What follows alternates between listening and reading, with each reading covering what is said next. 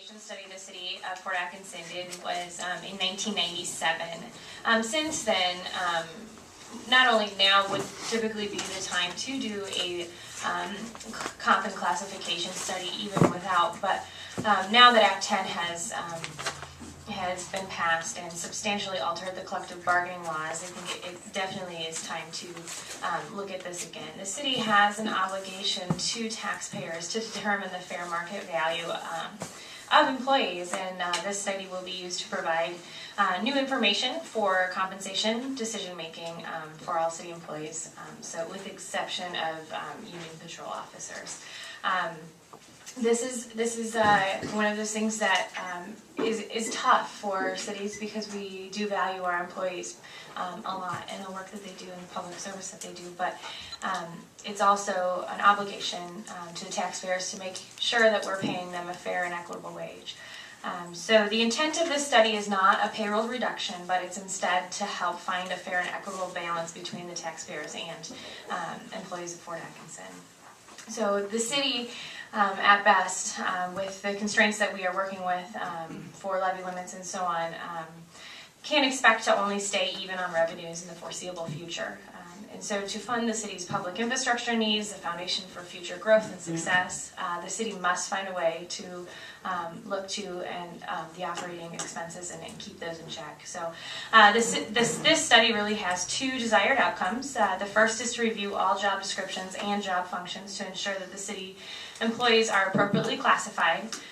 We'll update job descriptions. They have changed significantly since 1997, and that will help us ensure compliance with Fair Labor Standards Acts and other state and federal employment laws. The second desired outcome of the study is to review compensation and organizational staffing levels to determine if compensation is internally and externally competitive in the labor market. The anticipated cost of the study is in the range of $10,000 to $35,000. I've talked to a number of cities who have looked at these studies, and that seems to be the range that they're receiving proposals back on. So the cost of this study will be distributed by the percentages of employees in the water department, the wastewater department, and in the contingency fund of the general fund. While the implications of the study are unknown, a pay plan for the results will be required as required from the consultant. Staff recommends approval of the proposal and would also look to any insight that the council may have in regards to the RFP. This is supposed to help lower employee payroll costs, but how do we do that with no payroll deduction? The intent is not a payroll reduction. What it is the intent is to really look and make sure that what we're doing is fair labor, is equitable pay between non-union workers and union employees, that we're passing union employees, to make sure that measure is the same. We don't know if this will lower our payroll or not. This very well may not lower it, but what we will know at that point is what we're doing with our pay plan will be responsible to taxpayers, but also equitable to the employees. Yeah, we just went through that at the county. I'm on the county board as well. We just completed the appeals process. One of the things the county did was basically assure the employees that nobody would get a reduction in pay as a result of this. Is it your intent that we would do the same? Yes. You know, some ended up being frozen, you know, because the compensation study recommended a level here, and maybe they were a little higher than that, so they'd be frozen until it caught up, basically, the rate of inflation. Right. I can't tell you exactly what the results or what the recommendation from the consultant will be with this, but that the intent is that we will not reduce anyone's pay as it currently stands. Who makes the final decision on the appeals process?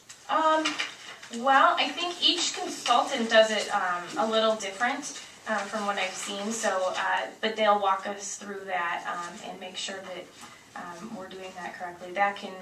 That will likely go in front of myself and the consultant at the same time.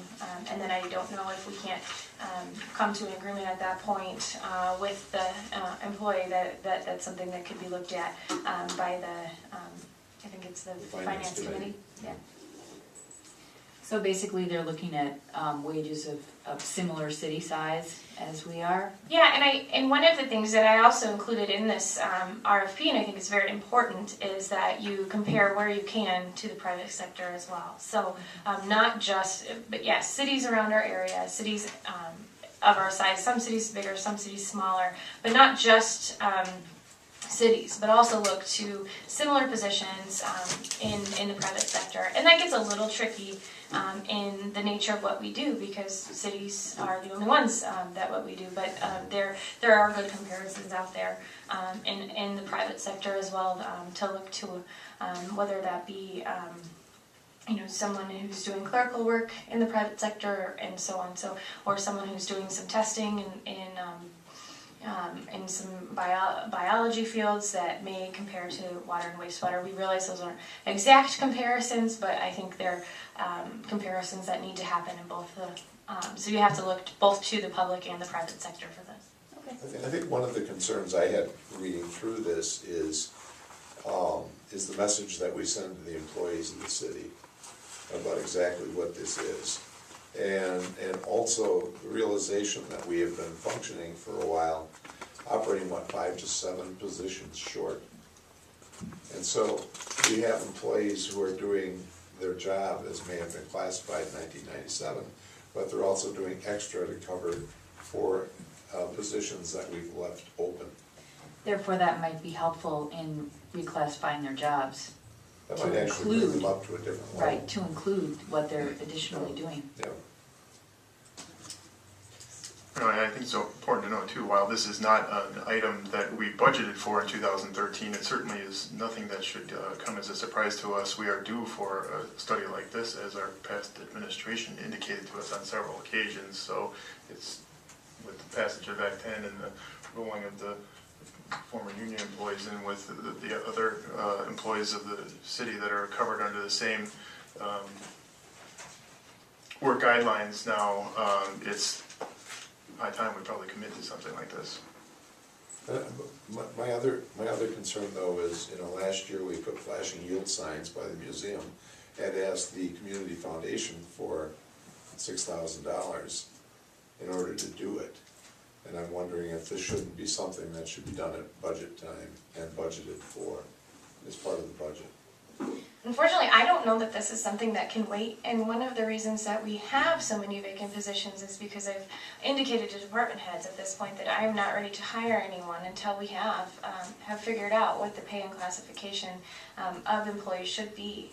And so we've been operating at a deficit and continue to do so because I feel that having the results of the study before hiring and filling those positions to make sure that we have equitable pay for the new employees is also very important.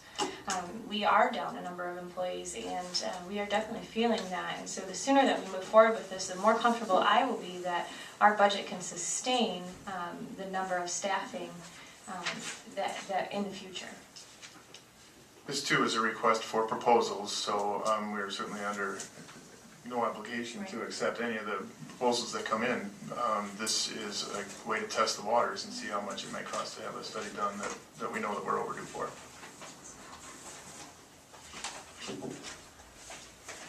Regards to consultants, there's nothing beyond just the price of doing the job that needs to be considered. The quality of work will be expected to be the same.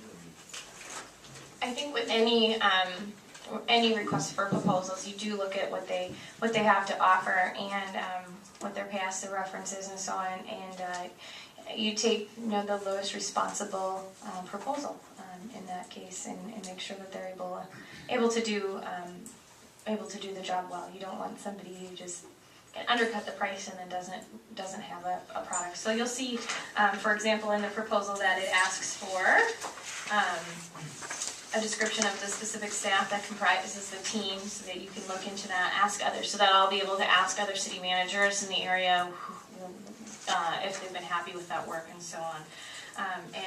Also related and comparable past projects that serve as examples, so that we can kind of look to the quality of work. I would move to approve the request for proposals for classification, wage, and compensation study. Second. A motion and a second. Any further discussion? Seeing none, the motion is to approve the request for proposals for classification, wage, and compensation study. All those in favor say aye. Aye. Opposed? Motion is approved.